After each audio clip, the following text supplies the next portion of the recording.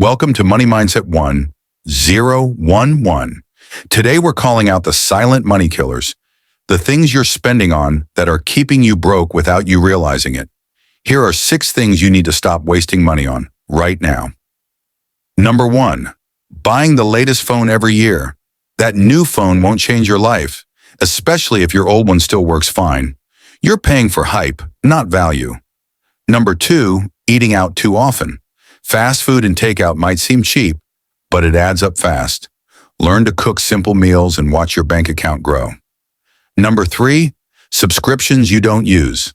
Netflix, Spotify, gym memberships, random apps. Cancel anything you haven't used in the last 30 days. You're burning money monthly. Number 4, designer clothes to impress others. Rich people buy what's useful. Broke people buy to impress. Style doesn't have to come with a big price tag. Number 6, overpriced coffee and snacks. Every day, that just one small thing habit is draining your wallet.